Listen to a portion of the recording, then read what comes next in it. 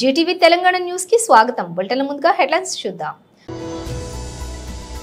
రేవంత్ ను టార్గెట్ చేస్తూ కేటీఆర్ భారీ ట్వీట్.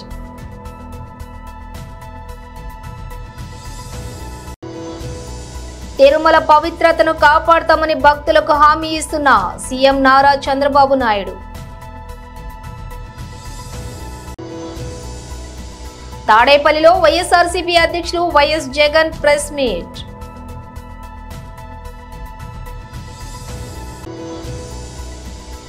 రాజేంద్ర ప్రసాద్ ఇంటికి వెళ్లి ధైర్యం చెప్పిన హీరో అల్లు అర్జున్. ఇక డీటెయిల్స్ చూస్తే రేవంత్ ప్రభుత్వంపై బీఆర్ఎస్ వర్కింగ్ ప్రెసిడెంట్ కేటీఆర్ మరోసారి తీవ్ర విమర్శలు గుప్పించారు. రైతు రుణమాఫీని ఎగ్గొట్టిన ప్రభుత్వం మూసీలో మురికి రాజకీయాలు చేస్తోందని విమర్శించారు. రైతు రుణమాఫీ పేరుతో అధికారంలోకి వచ్చిన కాంగ్రెస్ పార్టీ రైతులను మోసం చేస్తోందని అన్నారు. ఈ మేరకు ఆయన ఎక్స్ వేదికగా విమర్శలు ఎక్కుపెట్టారు. మూసీ వెనుక దాక్కున్న ముసుగు దొంగ ఎవరు? రైతు రుణమాఫీ ఎగ్గొట్టి మూసీలో మురికి రాజకీయాలు చేస్తున్న మురికి దొంగ ఎవరు? రైతు బంధు ఎగ్గొట్టి మూసీ పేదల ఉసురు పోసుకుంటున్న దుర్మార్గుడు ఎవరు? మహిళలకు 100 రోజుల్లోనే నెలకు 2500 ఇస్తా అని చెప్పి తప్పించుకుని తిరుగుతున్న మోసగాడు ఎవరు? అవ్వాతాతలకు నెలకు 4000 ఇస్తా అని చెప్పి ఎగ్గొట్టిన నయవంచకుడు ఎవరు? ఆడబిడ్డల పెళ్లిళ్లకు తులం బంగారం ఇస్తా అని మాట తప్పిన దగావీరుడు ఎవరు? మనోళ్ళందరూ చాలా మర్యాదగా మాట్లాడారు, కానీ నాకు అంత మర్యాద లేదు. రేవంత్ రెడ్డి అంటే చాలా మర్యాదగా ముఖ్యమంత్రి గారు, రేవంత్ రెడ్డి గారు అని చాలా పెద్ద పెద్ద మాటలు మాట్లాడినరు. మర్యాద ఎవరికి ఇవ్వాలంటే మర్యాద ఉన్నోనికి ఇవ్వాలి. మర్యాద కొద్దిగా మానము సిగ్గు శరం ఉన్నోనికి ఇవ్వాలి. ఈయనకి ఏమీ లేవు. కాబట్టి ఎటువంటి మనిషికి జర వెంకకెళ్ళి నిలబెట్టకూడతాను. మీ ఫోటోలో పిచ్చి పాడుగా నాకు పేరున ఈరోజు ఈ రైతు ధర్నా కార్యక్రమంలో పాల్పంచుకుంటున్న రైతన్నలకు, ఆడబిడ్డలకు ఈ కార్యక్రమానికి ఇవాళ స్ఫూర్తినిచ్చి ఇక్కడ కందుకూరు చౌరస్తాలో ఇంత పెద్ద ఎత్తున రైతు ధర్నా నిర్వహిస్తున్న రాణి రుద్రమ్మకు వారసురాలు మా అక్క, మాజీ మంత్రి, ఇవాళ రేవంత్ రెడ్డి అంటే ఆయన ఎంత కష్టపెట్టినా 4.5 గంటలు శాసనసభలో నిల్చోబెట్టినా ఏది ఏమైనా సరే నేను ప్రజలతోనే ఉంటా అని చెప్పి ఇవాళ వీరోచితంగా మా అందరికంటే గొప్పగా పోరాటం చేస్తున్న శ్రీమతి సబితా ఇంద్రారెడ్డి గారికి, గౌరవనీయులు పెద్దలు శాసన మండలి సభ్యులు, మాజీ ఉప ముఖ్యమంత్రి గౌరవనీయులైన శ్రీ మహమూద్ అలీ గారికి, రంగారెడ్డి జిల్లా బీఆర్ఎస్ పార్టీ అధ్యక్షులు, ఇబ్రహీంపట్నం మాజీ శాసనసభ్యులు అన్న మంచిరెడ్డి. తిరుమలలో వీఐపీ సంస్కృతి తగ్గాలని ముఖ్యమంత్రి చంద్రబాబు అన్నారు. శ్రీవారి దర్శనానికి వీఐపీలు వచ్చినప్పుడు హడావిడి కనిపించకూడదని చెప్పారు. ప్రసాదాల్లో నాణ్యత నిరంతరం కొనసాగాలని అన్నారు. తిరుమలలో ప్రశాంతతకు భంగం కలగకూడదని, కొండపై గోవింద నామస్మరణం తప్ప మరేమీ వినిపించకూడదని చెప్పారు. శ్రీవారిని దర్శించుకున్న భక్తులు సంతృప్తిగా తిరిగి వెళ్లాలని అన్నారు. తిరుమల పవిత్రతను, నమ్మకాన్ని కాపాడేలా టీటీడీ అధికారులు, సిబ్బంది పనిచేయాలని చెప్పారు. ఏ విషయంలో కూడా రాజీ పడొద్దని అన్నారు. భవిష్యత్ నీటి అవసరాలకు ముందస్తు ప్రణాళికలు అవసరమని చెప్పారు. అటవీ ప్రాంతాన్ని 72 నుంచి 80% పైగా పెంచాలని అన్నారు. అడవుల విస్తరణకు, సంరక్షణకు కావలసినటువంటి ప్రణాళికతో పనిచేయాలని చెప్పారు. తిరుమలలోని పద్మావతి అతిథి గృహంలో ఆయన సమీక్ష నిర్వహించారు. ఈ సందర్భంగా ఆయన మాట్లాడుతూ పై వ్యాఖ్యలు చేశారు. ఇక్కడ వెంకటేశ్వర స్వామి మహిమ కూడా ఉంది. ఏది నడిపించినా వెంకటేశ్వర స్వామి నడిపిస్తాడు. మనం నిమిత్త మాత్రమే. ఆయన ఒకసారి తలుచుకొని ఆయన పేరుతో మనం ఏ పని చేపట్టినా అది ఆయనే సుజావుగా జరిపించే పరిస్థితి వస్తారు. అది నా ప్రగాఢమైన నమ్మకం, విశ్వాసం. అందుకే నేను నిద్రలేస్తే ఎప్పుడైనా సరే నాకు ఏ కష్టం వచ్చినా ఆయన ఒకసారి తలుచుకొని దానిపైన నిర్ణయం చేసుకుంటాను. ఆ నిర్ణయం ఎప్పుడు కూడా నేను తప్పు చేయకుండా ముందుకు పోయేదానికి ఉపయోగపడతా ఉంది. ఇక్కడుండే వాళ్ళు కూడా ప్రతి ఒక్కరూ ఇక్కడ పనిచేసే వాళ్ళు కానీ, వచ్చే భక్తులు కానీ పవిత్రమైన భావంతో మీరు ఇక్కడ ఉండాల్సిన అవసరం ఉంది. మీరు పవిత్రంగా ఉండడమే కాకుండా దివ్యక్షేత్రాన్ని పవిత్ర క్షేత్రంగా శాశ్వతంగా ఉండాలంటే భక్తుల్లో ఆ భావన రావాలి, మేనేజ్మెంట్లో ఆ భావన రావాలి, శ్రీవారి సేవకుల్లో భావన రావాలి. అందరం కలిసి మళ్ళీ దీన్ని ప్రపంచంలో ఉండే హిందువుల మనోభావాలకి ప్రతిబింబం, వెంకటేశ్వర స్వామి టెంపుల్. అందరూ కూడా ఇక్కడ ఏం జరిగినా కూడా ఆలోచిస్తూ ఉంటారు. ఇక్కడికి వచ్చినప్పుడు ఎక్స్పీరియన్స్ చేస్తారు. అలాంటి ఎక్స్పీరియన్స్ చేసే సమయంలో దీన్ని అందరం కూడా ఈ ఎకో సిస్టాన్ని ఎట్లా కాపాడడానికి పూర్తిగా సహకరించి మనందరికీ చెప్పాను. మార్నింగ్ కూడా కొన్ని ఆదేశాలు ఇచ్చాం. ఆదేశాలన్నీ పాటిస్తారని చెప్పి నేను ఆశిస్తున్నా. ఎప్పటికప్పుడు గవర్నమెంట్ ఓవరాల్ గైడెన్స్ ఇస్తాం. పాలక మండలి లేకపోతే ఇక్కడ మేనేజ్మెంట్ అన్నీ కూడా జాగ్రత్తగా చూసుకుంటాం. తాడేపల్లిలో వైఎస్ఆర్సీపీ అధ్యక్షులు వైఎస్ జగన్ ప్రెస్ మీట్ నిర్వహించారు. సోమవారం రోజు 30వ తారీఖు అంటే సోమవారం రోజు జరిగిన పరిణామాలు కూడా మీరంతా కూడా గమనించే ఉంటారు. మొన్న ఒక జడ్జిమెంట్ ఇచ్చారు. ఇదే విషయంగా మళ్ళీ ఈరోజు మళ్ళీ ఇంకొకటి కూడా చెప్పారు. రెండింటిలో కూడా మనం గమనించినట్లయితే చంద్రబాబు గారి నిజస్వరూపాన్ని సుప్రీంకోర్టు ఎత్తి చూపించింది. ముఖ్యమంత్రి హోదాలో ఉన్న వ్యక్తి మత విశ్వాసాలను ఎలా కావాలని రాజకీయ దుర్బుద్ధితో ఎలా రెచ్చగొడుతూ ఉన్నారు అన్నది సుప్రీంకోర్టు అర్థం చేసుకుంది. కాబట్టే స్ట్రాంగ్ కమెంట్స్ కూడా పాస్ చేసింది. దేవుడిని రాజకీయాల్లోకి లాగొద్దు అని,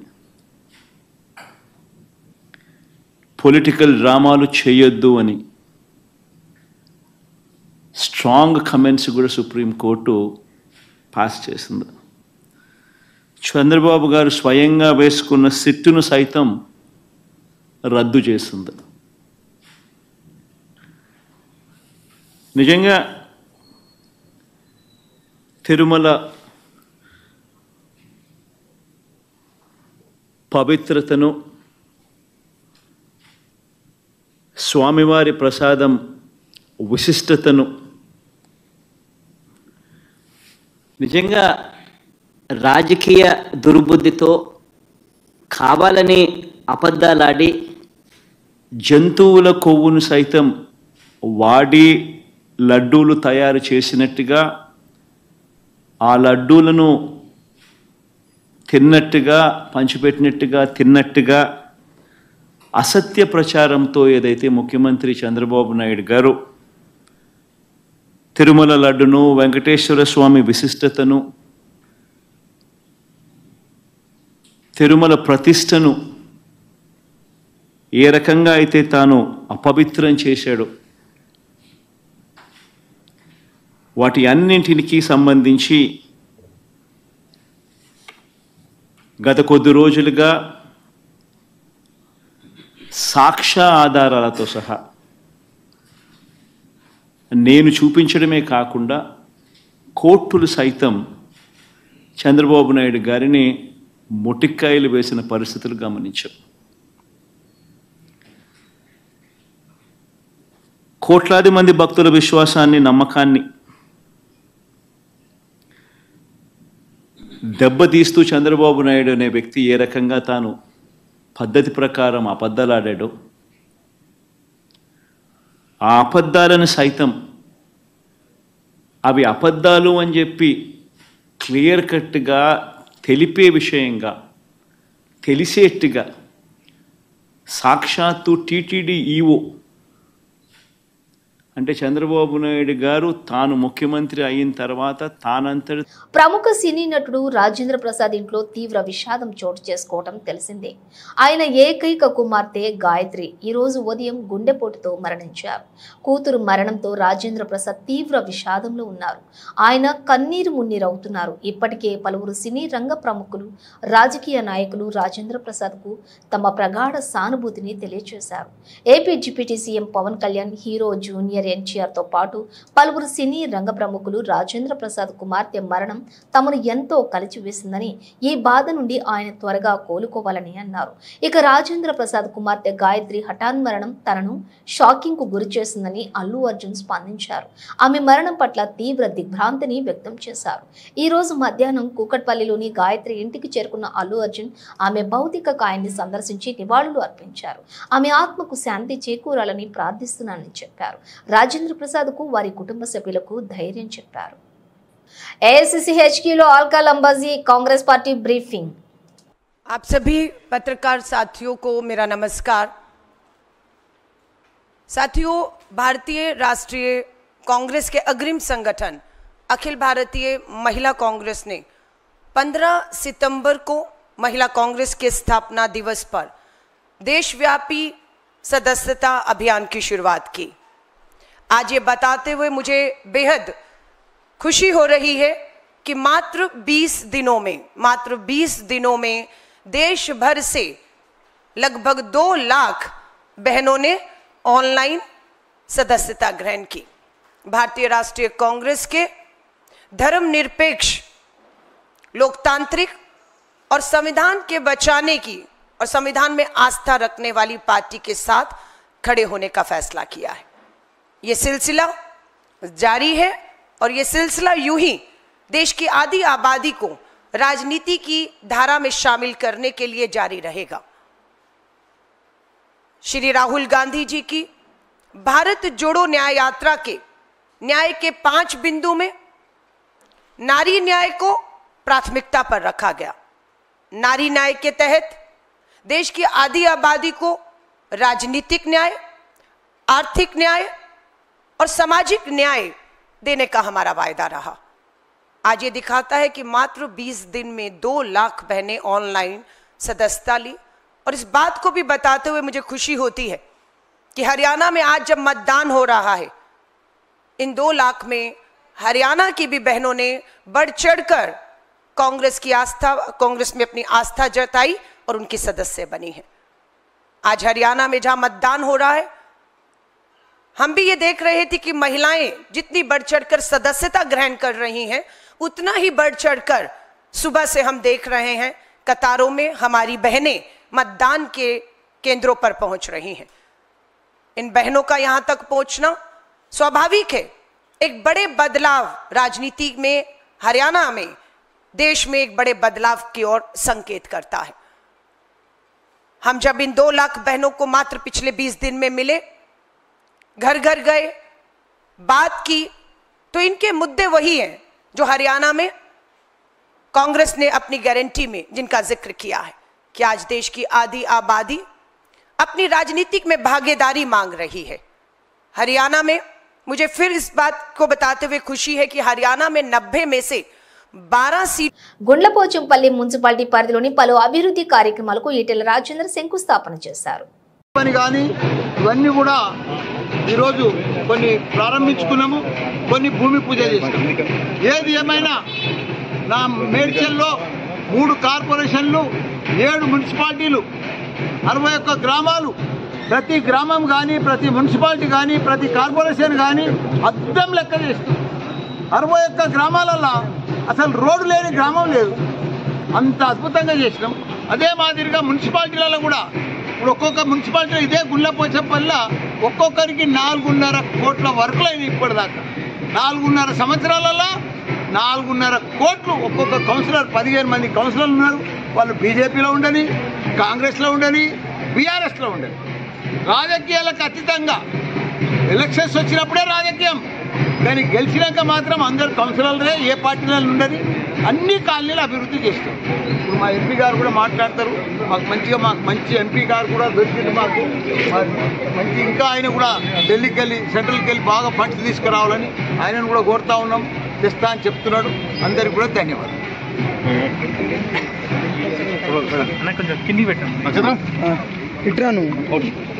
గుండ్లపోచంపల్లి మున్సిపల్ పరిధిలో చైర్మన్ గారు, వైస్ చైర్మన్ గారు, వాళ్ళ పాలక మండలి, వారితో పాటుగా మా స్థానిక శాసనసభ్యులు మల్లారెడ్డి గారు, మేము 7.5 కోట్ల రూపాయలతో వివిధ డెవలప్మెంటల్ యాక్టివిటీకి ఇవాళ పూర్తయిన వాటికి ఇనాగరేషన్ చేయడం జరిగింది.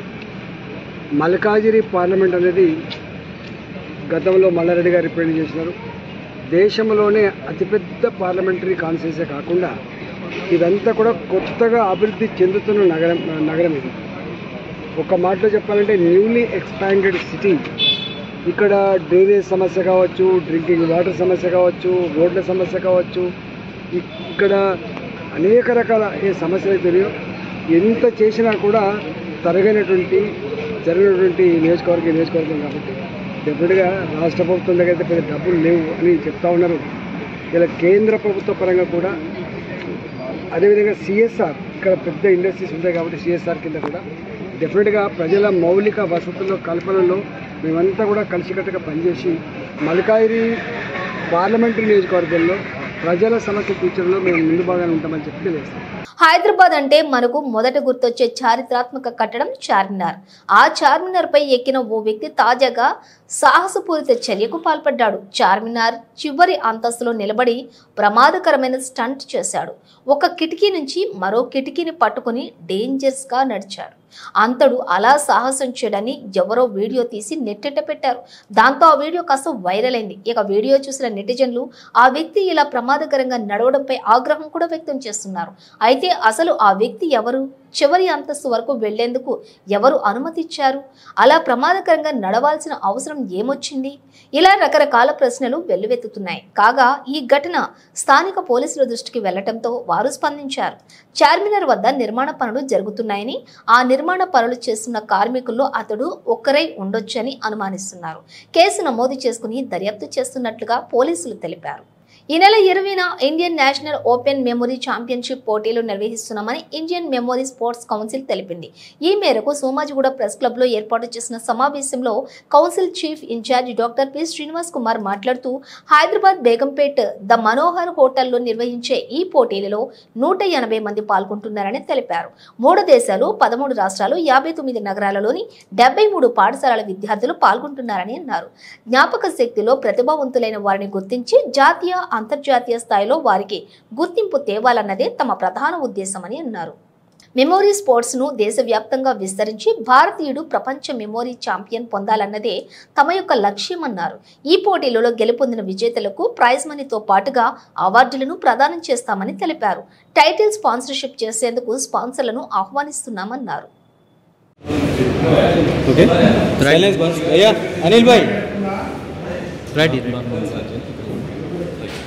So good afternoon sir.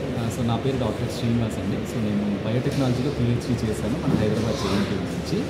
ఈరోజు ఈ ప్రెస్ మీట్ ఎందుకు పెట్టాము అంటే మనందరికీ స్పోర్ట్స్ గురించి తెలుసు. సో మనకి క్రికెట్ తెలుసు, ఫుట్బాల్ తెలుసు, బాస్కెట్బాల్ తెలుసు, ఆర్చరీ, స్విమ్మింగ్, మీరు ఏదైనా తీసుకోండి, మనకి స్పోర్ట్స్ గురించి అయితే తెలుసు. కానీ ఈ స్పోర్ట్స్లో దేంట్లో పార్టిసిపేట్ చేయాలన్నా బ్రెయిన్ అనేది కావాలి. బ్రెయిన్ లేకుండా ఏ స్పోర్ట్లో కూడా పార్టిసిపేట్ చేయాలి.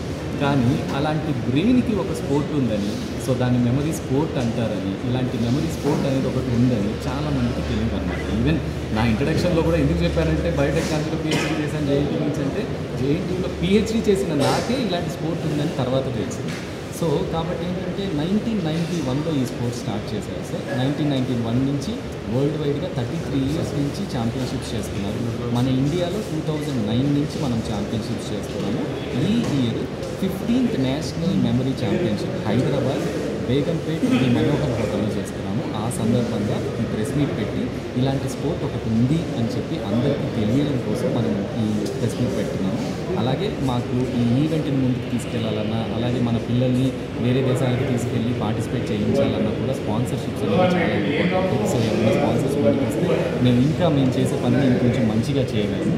సో అలా మా గురించి తెలిసి ఈ స్పోర్ట్ గురించి తెలిసి మమ్మల్ని సపోర్ట్ చేయడానికి యాజ్ ఆఫ్ నౌ టైటిల్ స్పాన్సర్గా Viral Pay Sales and Services ముందుకు వచ్చారు. సో అలాగే మాకు ఇంకొంతమంది స్పాన్సర్స్ ముందుకు వస్తే మేము ఇంకొంచెం దీన్ని ముందుకు తీసుకెళ్ళగలం sir. So thank you so much. So నన్ను కాంటాక్ట్ చేయాలి అంటే నా ఫోన్ నెంబర్ 9849411451 సార్. సో నా నెంబర్కి డైరెక్ట్గా website www.indianmemorysportscouncil.com is the website sir. So ఈ ఛాంపియన్షిప్కి సంబంధించి స్పాన్సర్షిప్కి సంబంధించి మీరు డైరెక్ట్గా పర్సనల్గా నాతోనే మాట్లాడవచ్చు. Because I'm the chief in-charge for all these championships. Bulletin ముగించే ముందు హెడ్లైన్స్ మరోసారి. రేవంత్ ను టార్గెట్ చేస్తూ కేటీఆర్ భారీ ట్వీట్.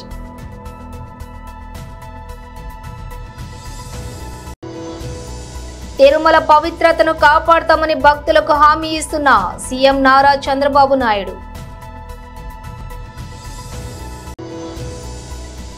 తాడేపల్లిలో వైఎస్ఆర్సీపీ అధ్యక్షులు వైఎస్ జగన్ ప్రెస్ మీట్.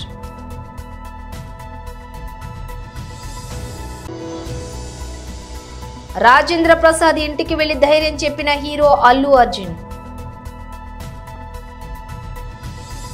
ఇవి బులెటిన్ విశేషాలు. మరో బులెటిన్తో మళ్ళీ కలుద్దాం.